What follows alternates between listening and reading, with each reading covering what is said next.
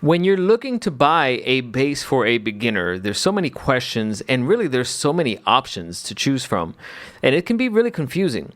So in this video, you're going to find out more information on some great options depending on your size, if you're younger, if you're older, and your budget range. So let's go ahead and dive in. I'm going to start off with this bass. It feels like a toy. It's so cute. This actually was a bass that I bought for my son. He didn't play it much, if any. He gravitated more toward keys eventually, but when I saw that maybe he might be interested in this, I got him this. My wife and I got him this, and it really was, first and foremost, the number one thing we were looking for was size. So it really was probably the smallest bass that we could find that was a real, like an actual bass and not a toy. So let's dive into this. You've heard it on the track that was playing, and I'll just show it to you first. So it is a P bass. P basses have these two pickups. That's what they notoriously look like. And it's a 4-string bass. All of the ones I'll show you today are 4 strings. It's really dusty because it's been sitting around the studio. But then it's got the tuning pegs up top. And you're going to notice with budget basses, tuning pegs and tuning in general can be an issue. So that's one thing to take note of as we're talking about this. But this bass, like I said, it was the smallest scale that I could find. At the time, my son was about 5 or 6. And so let's take a listen at this. In this configuration of an instrument, a bass, a P bass has basically a volume knob and then a tone knob. So if you listen to this, that's volume all the way up, and I think tone was down. So as you turn the tone knob up, you're going to get more treble. As you turn the tone knob down, you're going to get more or less treble, which makes it more roundy and bassy. All right. I'm going to turn up the tone. So you can tell the brightness is there.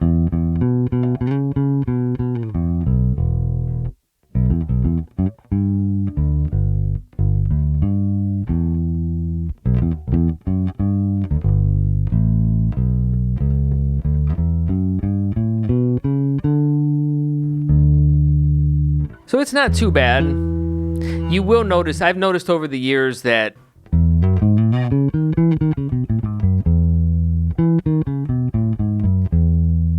the intonation is not the best.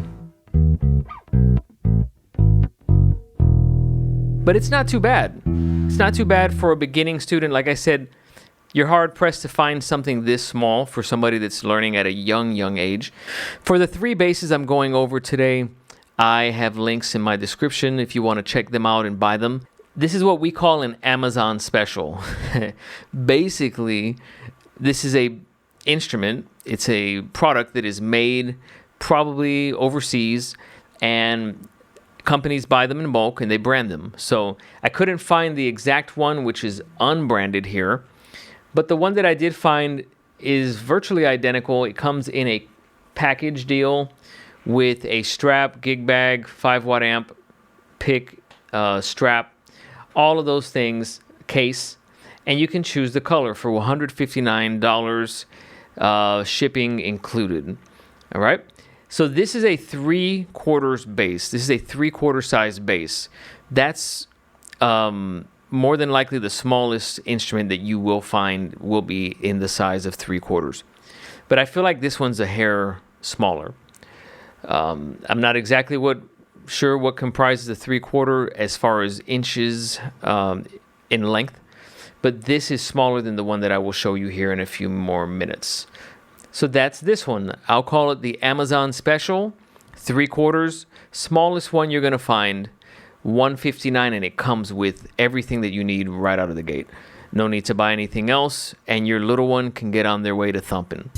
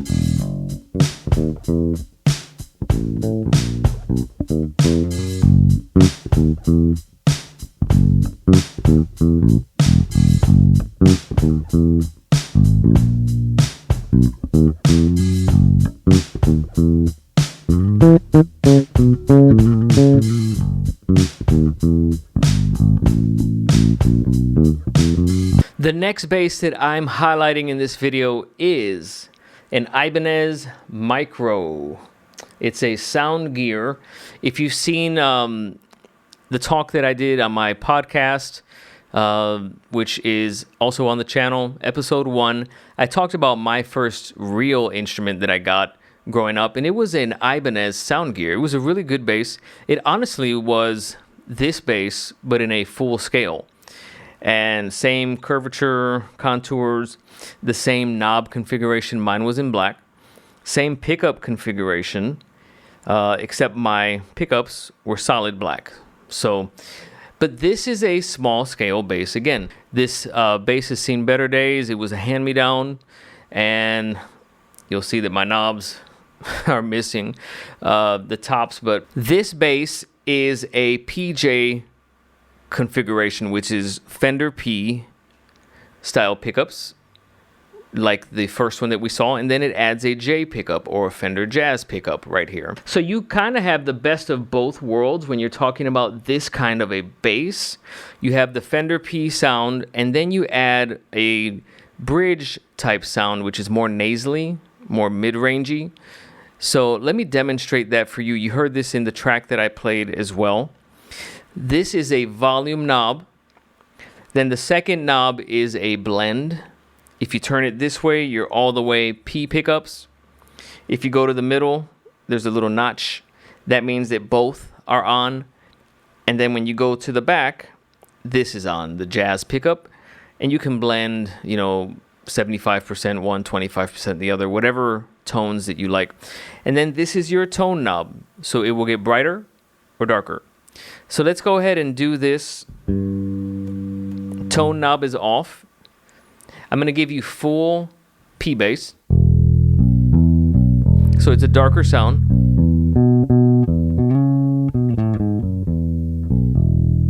Then I'm going to bring it to the middle. You can tell that it cleared up a little bit. The tone cleared up. Then I'm going to go all the way back. This is all Jazz pickup. So there goes the nasally, more bitey, growly sound. Now, let's listen to this and turn up the brightness with the tone knob. I'm going to go all the way up.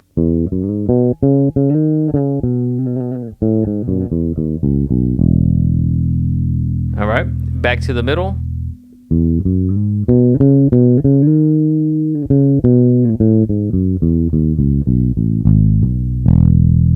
And then one more time, P bass.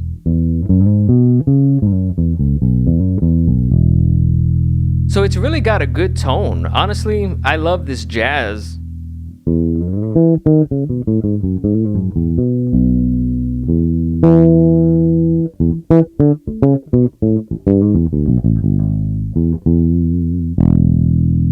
So this is the Ibanez Soundgear Micro version of the bass that I had growing up, my first real instrument.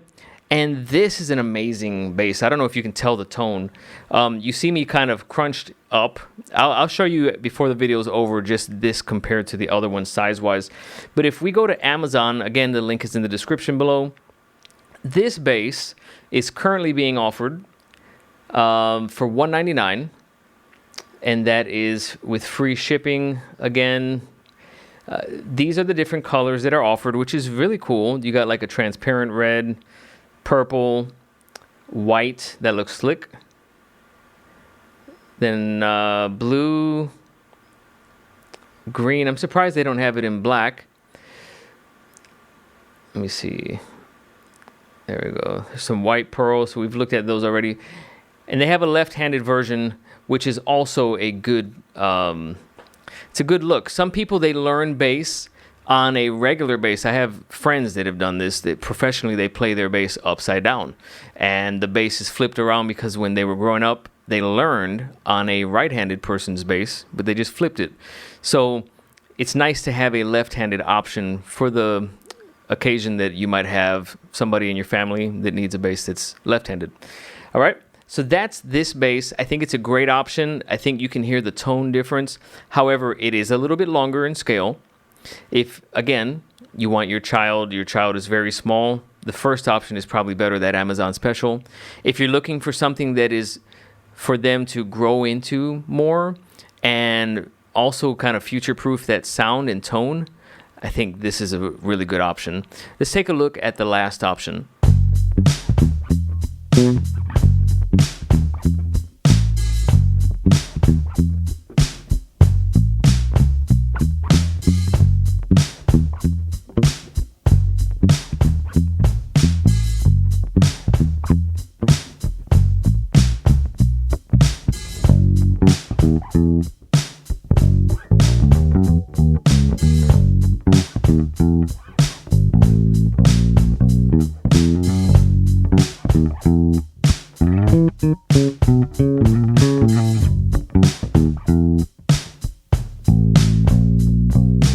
So the last bass that I am featuring in this video is a Fender bass. Now, I don't want to be misleading. This particular bass I don't have a link for, but the reason I'm using it is because, for two reasons. The first one is this is probably similar in quality. Maybe it's a little bit better than what I'm going to show you, but it's in that same vicinity of quality. And also because I want to let you know, as you're looking for your first instrument, do not be afraid to go on Facebook Marketplace, whatever your local, I think, OfferUp, those kind of things. Back in the day, it was Craigslist. That's where I actually got this instrument. I bought this instrument. It was the first Fender that I ever owned. And when I was living in Nashville, Tennessee, I had escaped owning Fenders. I don't know how. I was using Lakeland back then. But eventually I wanted to jump into the Fender game, and I went to Craigslist because I was on a budget. Like, no shame, I was on a budget.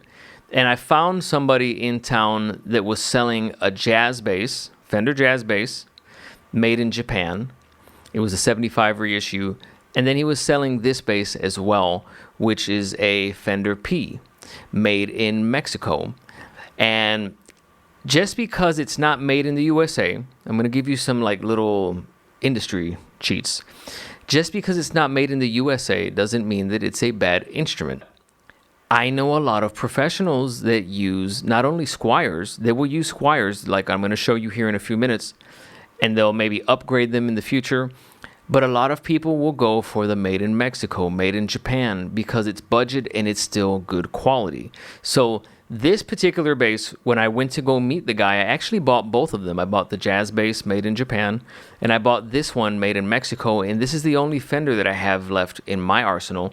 But this bass, back maybe 10 years ago, I think I paid $200 or $250 for.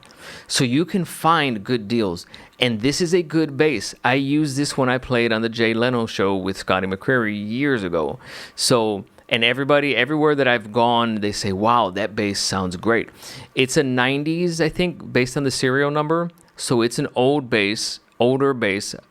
But a lot of times the wood, when it's older, gives you a better tone as well. And the craftsmanship, the quality, a lot of times, you know, these companies took it a little bit more, I don't know what the word is. They had more pride maybe in their manufacturing. So this is a good instrument. Now, again, it's a P bass. It's got the P bass pickups. It's got only a volume and a tone. You can find a similar bass in the jazz configuration. You can probably find a good used one, or if you want to go new and get something with warranty and know that you're the first person to own it, then you can get the ones that I'm going to show right now. The first one is a precision bass, so it's Fender P, Fender Precision. And this one is the Squier Affinity, which is the lower series of the Squiers, that's like their entry level that Fender sells. But again, don't be fooled by entry level, and don't be fooled by the Squier name. These are good instruments. This last one is a Squier Affinity Series jazz bass. Both of these are also in the description below. Both of these are $279, and they have them again in different colors. Before I let you go, I have to highlight one more thing that is not to be overlooked ever, and that is playing in tune. Guys, it's so imperative that if you have an instrument that needs tuning, that you get one of these devices. This is a tuner.